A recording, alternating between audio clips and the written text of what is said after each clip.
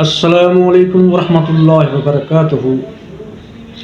میرے بھائی، دعا جو ہے نا، دعا ہم اللہ رب العزت سے مانگتے ہیں۔ دعا مومن کا ہتھیار ہے۔ جب مومن کو کوئی پریشانی آتی ہے، مصیبت آتی ہے، ٹینشن آتی ہے، کوئی آزمائش آ جاتی ہے، تو مومن پھر اپنے اس ہتھیار سے کام لیتا ہے جو دعا والا ہتھیار ہے۔ اپنے اللہ سے گڑ گڑاتا ہے، اللہ سے آرزو کرتا ہے، اللہ کے سامنے التجا کرتا ہے، اللہ رب العزت کے سامنے دعائیں کرتا ہے۔ لیکن بعض لوگ کہتے ہیں کہ دعا ہمیں فائدہ نہیں دیتی، ہماری دعا قبول نہیں ہوتی، ہم نے بڑی دعائیں مانگی ہیں لیکن ہماری دعائیں قبول نہیں ہوتی، فائدہ نہیں دیتی ہمیں دعائیں۔ بالکل یہ بات بجا ہے کہ حقیقت ہے، اس میں کوئی شک نہیں۔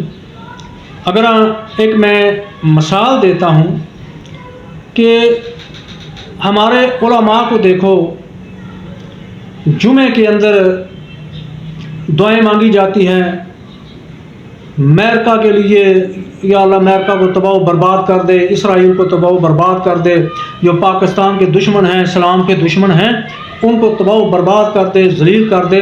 لیکن ایسا کچھ بھی نہیں ہوتا، وہ دن بدن ترقی کر رہے ہیں، آگے جا رہے ہیں۔ اس کی وجہ کیا ہے؟ اس کی وجہ یہ ہے کہ صرف دعا کرنے سے کام نہیں ہوتا، دعا کرنے سے کام نہیں ہوتا۔ اللہ نے دنیا جو ہے نا، دنیا کے جو اسباب ہیں، ان کو دنیا کے ساتھ جوڑا ہے۔ پہلے انسان اسباب پیدا کرے اور اپنی پوری کوشش کرے، اس کے بعد اللہ رب العزت سے دعا کرے کہ یا اللہ اتنی میری طاقت تھی، ہمت تھی، اتنا میں نے کر دیا ہے، یا اللہ آگے میں دعا کرتا ہوں، یا اللہ تیرے آگے التجا کرتا ہوں کہ یا اللہ اس کام کو میرے لیے آسان فرما دے۔ اس کی بہترین مثال یہ ہے کہ اللہ کے نبی صلی اللہ علیہ وآلہ وسلم جب بدر کے میدان میں گئے جنگ کرنے کے لیے، آپ کی جو جمع پونجی تھی، جتنی آپ کی اس وقت تک کی محنت کی کمائی تھی، جتنے لوگ مسلمان تھے، بچے تھے، بوڑھے تھے، جوان تھے، سب لیا کے اللہ کے سامنے کھڑے کر دیے کہ یا اللہ یہ میری اب تک کی کمائی ہے، یہ میری اب تک کی محنت ہے جو میں نے یا اللہ تیرے سامنے لا کر کھڑی کرتی ہے۔ اب یا اللہ میں تیرے آگے دعا کرتا ہوں کہ یا اللہ میری مدد فرما، ان کافروں کے مقابلے میں میری مدد فرما۔ اگر یہ میری کمائی ختم ہو گئی، یہ مٹ گئے، یا اللہ پھر تیرا نام کون لے گا؟ تو میرے بھائی، اس سے یہ ہمیں پتہ چلتا ہے کہ پہلے اسباب پیدا کرو، پھر اللہ سے دعا کرو۔ ایک بندہ وہ کام کرتا ہی نہیں ہے، کام پہ جاتا ہی نہیں ہے، وہ چارپائی پہ بیٹھا دعا ہی کرتا رہے کہ یا اللہ میرے پاس دولت آ جائے، میرے پاس گاڑی آ جائے، میرے پاس بنگلہ آ جائے، میرے پاس اچھا کاروبار آ جائے، تو کیسے ہوگا؟ جب اس نے اسباب ہی اختیار نہیں کیے تو یہ سب چیزیں کیسے ہو جائیں گی؟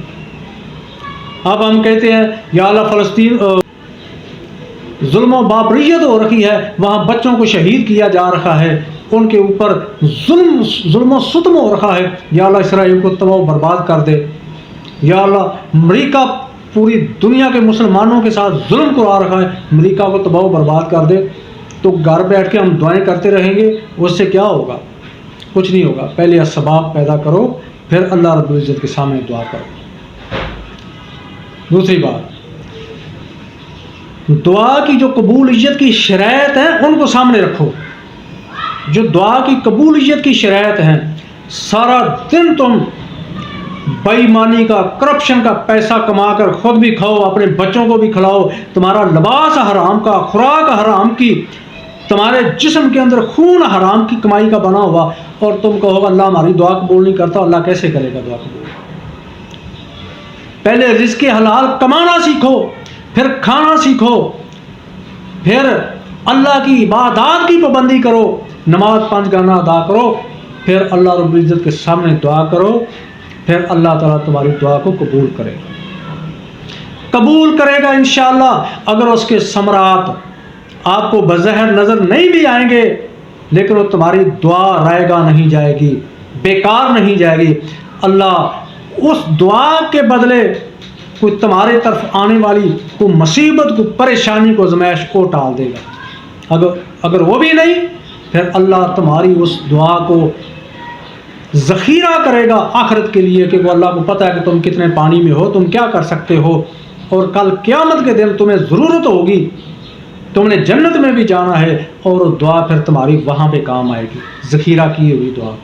تو اس لیے میرے بھائی، دنیا حاصل کرنے کے لیے، دنیا کو اچھا بنانے کے لیے، دنیا کے اندر اچھی زندگی گزارنے کے لیے پہلے اسباب پیدا کرو، پھر اللہ رب العزت سے دعا کرو، اور اپنا لباس، اپنی خوراک، اپنی کمائی حلال طریقے سے کرو،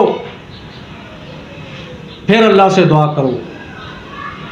پھر نماز، اب ایک بندہ نماز ہی نہیں پڑھتا، پکا بے نماز ہے، وہ جتنی مرضی دعائیں کرتا رہے، اللہ کہے گا جو فرض ہے، جو میرا حکم ہے، اس کو تو چھوڑ کے بیٹھا ہوا ہے، نماز تو پڑھتا نہیں، دعا ہی کرتا رہتا ہے۔ اس طرح بعض لوگوں کو میں نے خود دیکھا ہے، نماز نہیں پڑھتے، پکے منکر ہیں نماز کے، لیکن ہاتھ میں تسبیح ہوتی ہے، وہ بس سبحان اللہ یا کوئی بھی ورد کرتے رہتے ہیں، وظیفہ کرتے رہتے ہیں، نماز نہیں پڑھتے۔ ان سے پوچھو جی ہماری یہی نماز ہے، دیکھو ہم 24 گھنٹے اللہ کو یاد کرتے ہیں۔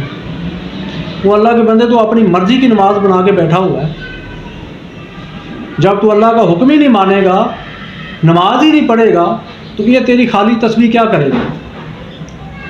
تو میرے بھائی، ہر کام کے کچھ نہ کچھ اصول ہوتے ہیں، کوئی قاعدے کلیے ہوتے ہیں، ان کے تحت کام ہوتے ہیں، ان کے بغیر کام نہیں ہوتے۔ السلام علیکم ورحمۃ اللہ۔